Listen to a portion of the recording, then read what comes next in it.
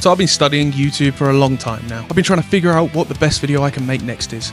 And honestly, the highest performing video I've got is Borderlands 2 with only vending machines, with 3,000 views. So let's do it for Borderlands 3 in preparation for Borderlands 4, because I think you know what's coming when that drops. Now, I hope you guys enjoy. Let's get into it. A lovely video. Fighting Shiv, because I forgot how many bosses there are in this game. It's actually insane. There are so many running around in this game. Now, because we can't have a weapon until we get to a gun vending machine, we are planning to Shiv. I told you I was English. This is what happens. Now, the best way to kill Shiv, obviously, if you should know this by now if you've been playing this game at all, but obviously best to use the fire barrels. Try and hit him with one, and it will kill him, because if not, it just takes forever to try and stab him to death at level 1. The way I'm planning to do most of this run is I plan to farm most of the bosses to get my levels that way. Obviously, I don't really do any side missions for these runs. But I might start changing that up a little bit, get a little bit done. But this video has gone from, I've cut out pretty much all side stuff, all extra stuff to get to certain points on missions. It's mainly just me killing bosses because of how many there are in this game. When I tried to cut it down into footage where it wasn't so much that, I had over 2 hours left of footage still. So the best plan I had for this video was just to make it me murdering all the bosses in the game and trying to give you as much of an explanation of what guns I picked up along the way and what I managed to use. There you go, with Shiv being shivved, we move on to Mouthpiece. This is completely sped up and moved at a massive pace because honestly, this took so long the first time I'd done it. I think I just died there. It takes so long to get this part done. It's actually insane. Now, obviously, I did farm Mouthpiece for a long time, not straight after that, but for a while. And because I needed all those levels, I think I might have skipped through it, but we then make our way to the Meridian Metroplex. I think that's where we are? Nope, that's the outskirts. Promethea is where we are. Obviously, we jump straight to Megamind, because, like I said, just bosses. This game has so much actual gameplay. It's awesome to play through again, but god damn. Like, Borderlands 2, I can crunch that out in about 10 to 12 hours. This, 20, minimum. Now, Gigamind is never really that hard of a fight. He can give some very good loot, well, at least he might have been able to a couple years ago. It's been a long time since I've actually looked at his dedicated loot pool or tried to care about his dedicated loot pool, to be all honesty, but hey, it is what it is. And boom, there he goes, he explodes. The little Gigamind is dead. This fight is never really difficult. Sometimes, like I say, it can be amazing legendaries, but it wouldn't matter, but as you can see, I got nothing this time. Absolutely nothing. Obviously, as you can see, I'm back on playing on PC. I finally have a PC that can run Borderlands 3 and record it, so we're having some great times at the moment. Now we move straight on. Yes, I know I've skipped a lot, but hey, I've already explained. Please. We're on to Katagawal. Actually, unironically, one of my favourite fights in the game. I don't know why. I think the whole idea of fighting a massive death orb is pretty fun. I think this game, I know as much as people don't love it, and I've spoken about it quite a lot on my channel where I've said I actually do really like this game for what it is. I think maybe take out some of the elements with the story, and it honestly is an amazing game. I do think the mechanic and the gameplay is awesome, and I hope, and by the looks of what we've seen in Borderlands 4, I think it's going to follow a lot closely to it. As you can also hear, obviously, hopefully over the music and my annoying voice, there isn't any audio for this part of the game, because for some reason my OBS was just having some issues. I really wish I could explain what happened, but at the start of the game, at the start of this footage, up until this point, you could hear some game audio, and now you just hear nothing, and I have absolutely no clue why. So I do rely heavily on, so I'm pretty sure by this point, I don't know if I picked it up yet, but I will have a Nighthawking for most of the run, and it lasted me, I got it at like level 11 or 12, I think, and it lasted me until level 25. As you can see there, it is the most beautiful gun ever. I love it. I also relied on shotguns a lot. I think I ended up picking up a Hellwalker at one point, a couple stagecoaches, which are awesome. And that is mainly what I ended up focusing on. I think I had a duck, or it's either a duck or a companion near the end of the game. And again, awesome help. I love it. Probably in the future, I probably shouldn't rely on using such few weapons at once in the game. I should probably try and switch up and use different stuff, which I did. I did try to farm for a lot more. But honestly, I was just never getting anything good. I was never getting any good farms, or I was never getting anything lucky from the farms, and honestly, it just sucked. So, sadly, there was nothing much I could do there. I ended up getting really lucky with this stuff, and it wasn't even had to farm for. Most of the stuff just was my first check round of the vending machines, which was awesome. As you can see, we're now fighting Katagawa Jr. Not exactly a difficult fight at all, if we're being completely honest.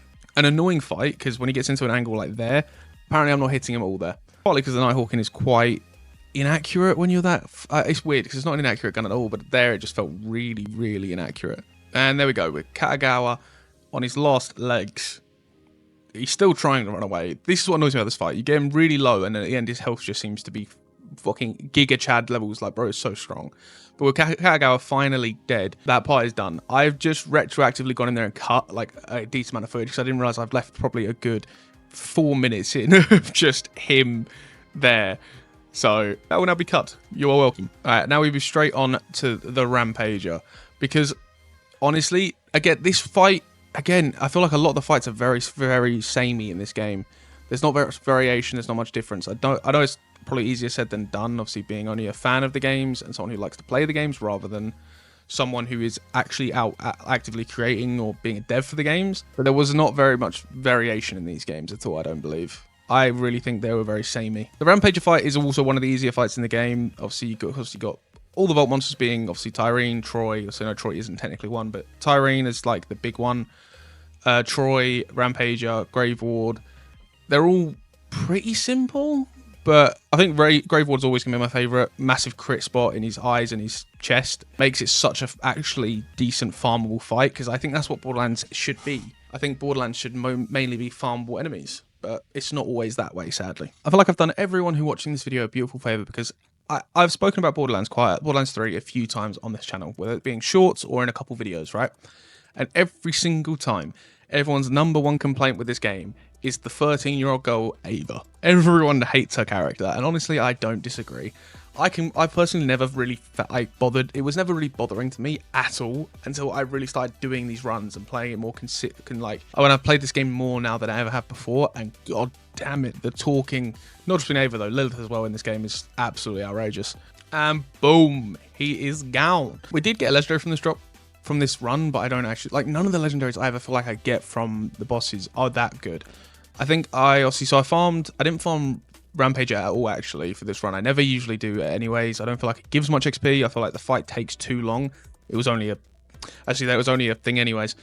I was here for a long time farming these Jacob chests because they're really, really, really good for money once you get to Eden 6. And I wanted to show a little bit of what I was doing, and they just are great for. They're great for money. With the gun vending machine right there as well, it just helped massively. I say it helped massively actually, but I don't really think I got anything good from it at all. So it wasn't the best of things. But with Rampager, like I said, you don't get many great legendaries from many of the bosses. Like when you fight, I've fought Tyrene so many times in this game, and farmed Tyrene a few times for the XP before I go into the next TVHM. But it never feels like she gives me any decent weapons at all to take with me to TVHM. It's honestly such a waste of an opportunity for bosses in this game compared to the way like Borderlands 2 feels done it, I feel. But that might just be me. As you can see, the audio has now just cut back in for some reason. We now have game audio again, which is nice to actually hear. I think Grave Ward, obviously I farmed probably the longest. I feel like he's my greatest farm. To be able to just beat these two dickheads so I can kill Grave and then try, probably fail to kill Grave Ward. And there you go, you can hear me for the first time ever. I don't know if you can hear me well much over that, but I'm there. I do talk live like sometimes. My mic came unmuted. I did fail to kill Grave Ward there, by the way. I couldn't kill them properly, and I ended up having to go get another level and then come back. Because as you can see, the Nighthawking by this point, sadly, was unusable. I think still in some enemies, like some psychos and stuff, it was usable, but for bosses and stuff, it was gone. If you do want me to start doing these live, because I do think I'm going to start doing it, I'm going to be live over on Twitch. I am not sure on the days yet, but it'll probably be 3 or 4 hours per stream, and do the sort of recording sessions I do just sitting here on my own anyways, and do it over on Twitch, because I feel like I might be better at getting some clips, getting some live voiceover moments, and it could add a lot to the videos. So if that's what you'd like me to do, please just leave a like on this video so I know that's what you want, and I'll get that done. Because just leaving a like on these videos does help it show in YouTube's algorithm. If you don't feel like subscribing, you don't have to subscribe. Wait to watch the next video. See if you want to subscribe then. I would appreciate it either way, but a like will go a long way. Now, Grave Ward, like I said, is always an easy fight. I feel at least. I don't really struggle with this fight much. You can realistically get given all the ammo you need just by killing the jabbers and stuff that spawn, so it's quite easy. Though I do think he's probably the best designed boss in the whole game. I love it. I think the design for Grave Ward's awesome. I think the design for the vault you're fighting in is awesome, so it's too cool. Alright, I do skip again through most of this fight and it is all sped up because this fight, again, it just takes forever. Like, I'll see, fair enough, a lot of my guns were probably, like, sitting around the probably 25 to 27 range in level. But, god damn, this fight took so long. Now, I have skipped all the way back into Carnivora because, like, there's so much footage here already with just this stuff, probably at least another 2. I think I got it down to an hour and a half with just this footage that I've already cut and sped up with the bosses and stuff. It is crazy how long this game takes to beat, but I guess if that's what you like in a game, I think for me, I prefer it when it's a little bit shorter. But that might just be me. I don't know. Let me know what you think down in the comments below. All the way now to Troy. Actually, again, I think he's a cool idea for a fight, but I think the character of the Calypso twins was never that cool in the first place. Just me. I think most people agree with that, but I could be very, very, very wrong. Borderlands community and most communities about anything are usually quite opinionated, so I'm not sure. Obviously, I skipped straight through this fight because of how long it takes and how long most of the fights take in this game. We are already at 20 minutes on the video, so I probably should cut a little bit more. But it's fine. Troy's dead. He actually did drop us a couple legendaries, nothing I can take. Obviously, sadly, because this run is a demon of a run. It is such a fun run to do, so if you want to do it just for your own sanity, just go do it. Go try it. It's actually a really fun idea that you can only use what you get out of the vending machines because it gives them more of a purpose. I feel like a lot of people do end up using them over the floor loot, but most of the time, let's be honest, we're all farming the boss. We're all farming the boss we want for the specific legendary we want. Which is, I feel like this puts you on the same level of using like a mod to switch all of, like some of the Borderlands 2 mods you can get where it switches the spawns for stuff. This is as close as you can get to that, I think, just by playing a normal vanilla run that you could do on console or on PC. And it's a fun way to do things. Now, Tron isn't a boss I had to keep in, but I actually do like this fight because I feel like Necrotrofeo as a planet, it's cool, but it just felt unnecessary. I feel like they could have left us... Obviously, for the story, it makes sense, sorry, but I feel like they could have left us somewhere else or not had to introduce a whole nother planet for us to go conquer and do stuff on. Instead of just advancing some more of the story quicker. Because I feel like I hit a point every time I defeat Troy and I think, oh yeah, I'm only about an hour away from the end of the game. No, I'm wrong. I was about 3 or 4 hours away from the end of the game. So it's a little bit of a lie, a little bit of a trick. Also, I kept forgetting for some reason. So the way I've been speccing Zane, I haven't played Zane in a long time, so I probably was not speccing him anywhere near as powerful as I can spec him. But the way I specced him was for movement, I get increased damage when I move with increased movement speed. So by the end of the game, you start noticing me just jumping around all the time, running and sprinting and sliding, try and get that extra damage because goddamn does it help. Here we are, the last boss fight of the game, Tyreen the Destroyer. An underwhelming boss, maybe, but hey. Hopefully Borderlands 4 should be better with the Timekeeper and all the stuff they're planning on doing. I think Timekeeper's the name on Kairos. So I'm looking forward to it and I hope it's going to be really good. Now Tyreen is now on her last legs, literally. And I'd love doing this because I just put down my clone and then managed to catch myself on her face and not get thrown off and just hang there. Which actually made this so much quicker and so much easier. Until that happened.